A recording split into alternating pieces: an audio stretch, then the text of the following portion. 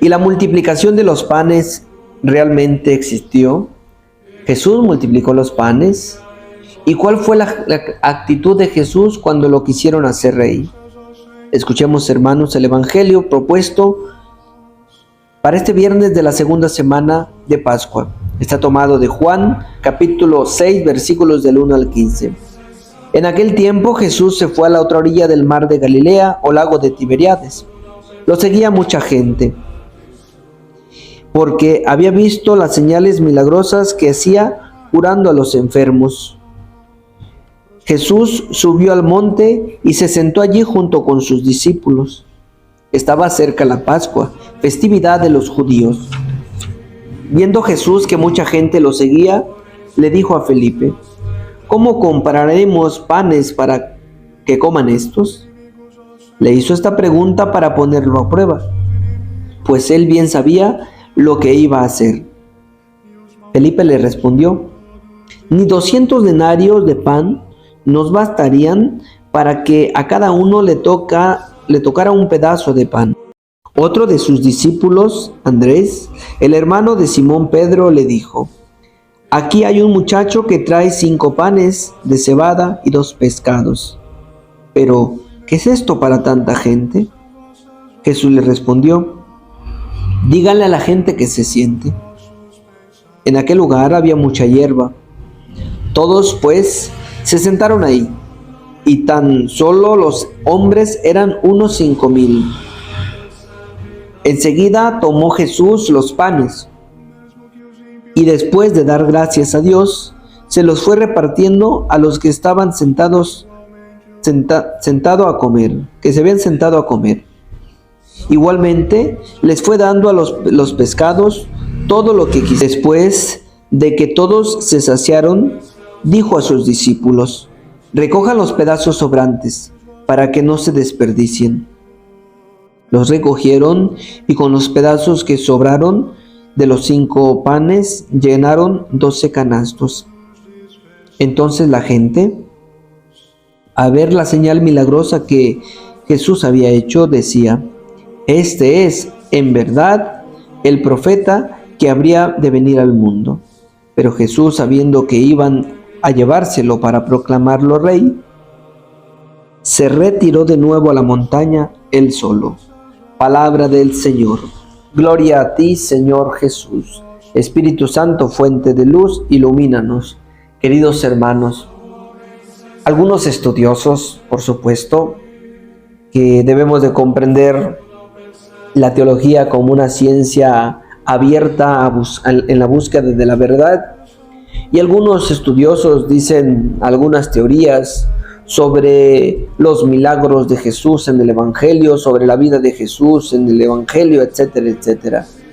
Y algunos de ellos, por supuesto, considero que con buena intención, porque es parte de la reflexión teológica, hablan de que la multiplicación de los panes fue en un sentido de solidaridad, en un sentido de compartir, que Jesús en esta multiplicación de los panes motivó a todos los 5,000 hombres que había en el lugar, los reunió y les predicó de tal modo que eso poquito que cada uno traía lo compartió con el hermano, y por eso fue que, a pesar de que eran solamente 5 panes y 2 peces, a pesar de eso, el que ellos hayan comprendido la predicación de Jesús y se hayan unido en esta solidaridad, en esta fraternidad, compartieron el pan y todos quedaron saciados. Digo, esa es una reflexión teológica que seguramente alguien con buena voluntad la hizo. Pero hermanos, ¿por qué no aceptar que Jesús multiplicó los panes? Jesús es Dios. ¿Quién hizo el mundo? Jesús. Bueno, en el sentido de que Jesús es Dios, por supuesto que la persona de Jesús fue por medio de Él que se hizo el mundo. Pero Él fue quien hizo el mundo. Él fue quien hizo los cielos, quien hizo la tierra, Él fue quien hizo los árboles del bosque, Él fue quien hizo los árboles frutales, los animales del mar, los animales del campo. ¿Quién no podía multiplicar panes? Y fíjense bien, hasta el demonio sabe que Jesús puede multiplicar panes. Cuando estaba en el desierto, lo tentó precisamente en eso, porque sabía que podía multiplicar, podía convertir las piedras en panes. Y por eso le dice, convierte esas piedras en panes. Jesús, por supuesto que multiplicó los panes, en esta vez que eran 5,000, en la otra vez que eran 4,000, pero Jesús multiplicó los panes. Jesús les dio de comer ese día, y fue tanto que les marcó que ellos trataron de hacerlo rey. Y queridos hermanos, cuando ellos trataron de hacerlo rey, Jesús escapa y se va. ¿Se va a dónde? Pues lejos de allí. ¿Por qué? Porque Jesús no vino a ser rey de este mundo. Jesús vino a ser rey del cielo, a llevarnos a la salvación. Jesús vino a salvarnos, a eso vino Jesús. No se preocupaba por las cosas temporales.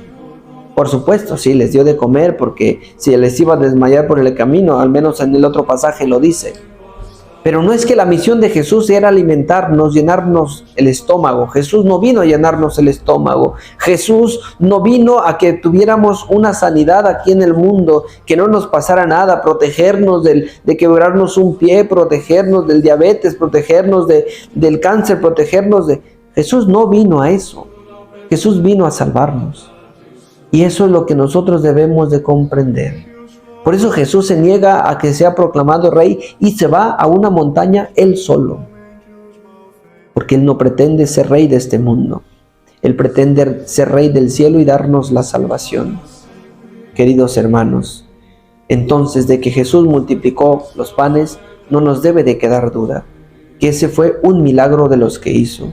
Como cuando levantó al paralítico, como el que le enderezó la mano, como al que le perdonó los pecados. Son milagros que Jesús hacía porque Él es Dios. Y de eso no nos debe de quedar duda. Pidámosle al Señor que a todos nosotros nos haga reconocer los milagros de Jesús en el Evangelio y por supuesto también en nuestras vidas. Porque Jesús todos los días pretende hacer milagros con cada uno de nosotros. Y cada vez que nosotros nos disponemos a obrar como Él nos predicó, es un milagro que se está cumpliendo en nosotros. Y que nosotros no busquemos quedarnos en este mundo, sino que busquemos la vida eterna. Que Dios les bendiga.